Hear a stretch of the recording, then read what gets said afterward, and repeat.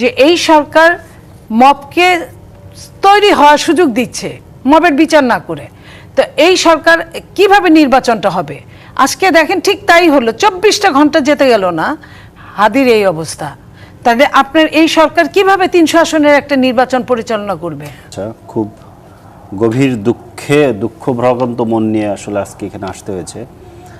মানে যেটা ব্যাপার সেটা হচ্ছে যে আমরা এই উদ্বেগটা গত 16 মাসে আমরা বহুবার এই উদ্বেগ প্রকাশ করেছি যে জুলাইয়ে আমরা যারা রাস্তায় ছিলাম, সামনে ছিলাম, যারা কম বেশি চিহ্নিত হয়েছে, তাদের উপরে বিভিন্ন ধরনের টার্গেট একটা সময় আসতে পারে।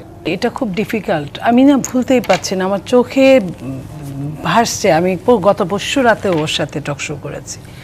একটা মানুষ জলজয়ন্ত, যাদের বেঁচে থাকার কথা, এই দেশ চালাবে যারা, তাদের যদি এই অবস্থা হয়, এর চেয়ে তো দুঃখজনক কিছু নাই। যে মানুষটা এতগুলো কথা বললো, দেশকে নিয়ে এতগুলো কাজ করলো। আপনারা জানেন যে কে যেন লিখেছিল যে বিপ্লব তার সন্তানদের খেয়ে ফেলে।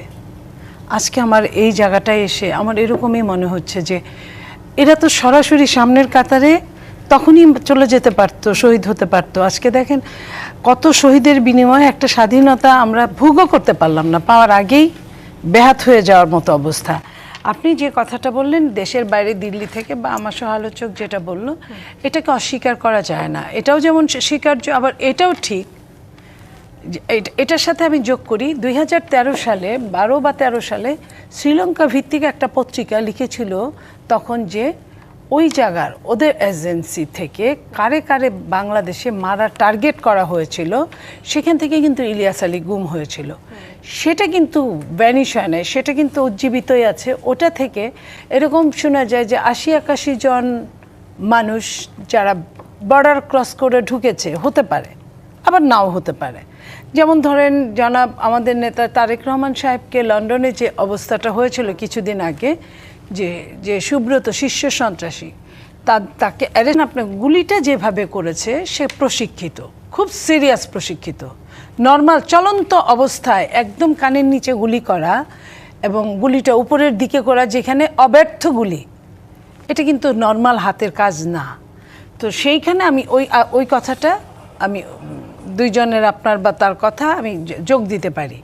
কিন্তু আবার এটাও সত্যি, আমাদের যারা রাজনীতি করে অনেকেই আছে অনেক বেশি, এত বেশি অপবুদ্ধির মালিক তারা নিজেদের সুবিধার জন্য, নিজেদের সুবিধা হবে ওই হিসেবে যে এই ছেলেটার কোনো দুর্ঘটনা ঘটলে দায়ী হবে কে? প্রথমে ধরবে কাকে? আওয়ামী লীগকে। দ্বিতীয় ধরবে কারে? বিএনপিকে, কারণ ওইখানে ওটা মির্জা আব্বাসের এলাকা। আমি আপনাকে বলতে চাই দর্শকদের উদ্দেশ্যে আপনার মাধ্যমে যে মির্জা আব্বাস হাদি এখনো এতটুকু বড় হয় নাই যে মির্জা আব্বাসের সাথে লড়াইয়ে 2-4-5 হাজার ভোটের বেশি পেতে পারে, যেখানে মির্জা আব্বাসের একটা মিছিলে এর চেয়ে বেশি লোক হয়। সো মির্জা আব্বাস সাহেব হাদিকে কম্পিটিটর মনে করবে এমন মনে হয় না। এবং এই পর্যন্ত যদি আমরা দেখি মির্জা আব্বাস সাহেব তার নির্বাচনী এলাকায় হাদি, তবে সিসিটিভি ফুটেজে যেহেতু কিছুটা মুখ পাওয়া গেছে এবং আমরা যতটুকু জানি পুলিশদের ওইটুকুই আছে যে তারা ওইটুক ধরে ধরে একটা মানুষ আঁকাতে পারে। ইতিমধ্যে এটা শুরুও হয়েছে।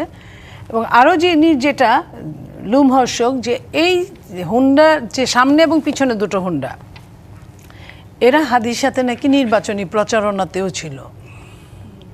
তাহলে যদি নির্বাচনী প্রচারণাতে থাকে, ওই নির্বাচনী প্রচারণার যে ভিডিও ফুটেজ, এখন তো সবাই সবার মতোই ছবি তুলে, 5 জন লোক একখানে হলে কি নিয়ে একটা শব্দ করে নাই।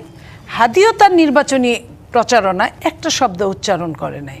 তো এইখানে কিন্তু অবান্তর এই জায়গাটায় আমি ধরতে চাই। আমার এইখানেও মনে হয় যে বা যাদের সুবিধা আছে, যাদের নির্বাচন না করলেও চলে, তারাও এর মধ্যে থাকতে পারে। আবার ধরেন যে যারা পতিত, তারা মনে করে যে নির্বাচন হলে তো আরেকটা সরকার আসবে, যে কোনোভাবে নির্বাচন বন্ধ করতে হবে, তারাও এর মধ্যে থাকতে পারে ছবি তুলে। সেটাকে খুঁজে বের করা দরকার। সেটা দেখে চুলচেরা হিসাব করে এবং খুব তাড়াতাড়ি এটাকে, আমি এটা বলতেও চাচ্ছিলাম না, কারণ আমি বলার আগেই যদি কেউ সচেতন, যারা সচেতন চোর, তারা কিন্তু তাদের সব কিছু ডিলিট করার চেষ্টা করবে, বাট ওই জায়গা থেকে যেন না করতে পারে। আমরা চাই আগামী ইলেকশনটা হোক, এবং আগামী ইলেকশনটা হওয়ার জন্য আজকে হাদির বিচার যদি না হয়, কালকে আমার এই ঘটনা ঘটতে পারে, কালকে আমার বিচার যদি না হয় পরশুদিন আরও বড় জনের ঘটতে পারে। যে জন্য আমাদের নেতা জনাব তারেক রহমান সাহেব বলেছেন যে ভোট বানচালের ষড়যন্ত্রে, উনি কিন্তু প্রথম থেকে আপনি দেখেন যে এই 5ই আগস্টের পরে 1-2 মাস পরে থেকে যে অন্য সময়ের চেয়ে এটা আরও বড় চ্যালেঞ্জিং, অদৃশ্য শত্রু, অদৃশ্য এবং দৃশ্যমান। সবশেষে এটাও বলছে কিছু দৃশ্য তো এখন আমরা দেখেছি এবং অদৃশ্য শত্রু আমাদের সাথে কাজ করছে, লড়াই। তো দৃশ্যমান শত্রুর সাথে কিন্তু লড়াই করা যায়, অদৃশ্য শত্রুর সাথে লড়াই করা যায় না। সেই জায়গায় হাদিকে আজকে আমরা যখন শুনছি যে হাদিকে 30-40 বার, গত মাসে নভেম্বরেই 30 বার তাকে হুমকি দেওয়া হয়েছে। হাদি যদি এই কথাগুলো যদি হাদি অনেক টকশোতে যায়, অনেকখানে যায়, এই কথাগুলো যদি বলতো তাহলে কিন্তু জনগণ অ্যালার্ট হতো। এবং আমরা যে কথাটা বলছিলাম এই সরকারকে, যে এই সরকার মবকে তৈরি হওয়ার সুযোগ দিচ্ছে মবের বিচার না করে, তো এই সরকার কিভাবে নির্বাচনটা হবে? আজকে দেখেন ঠিক তাই হলো, 24টা ঘন্টা যেতে গেল না, হাদির এই অবস্থা। তাহলে আপনার এই সরকার কিভাবে 300 আসনের একটা নির্বাচন পরিচালনা করবে?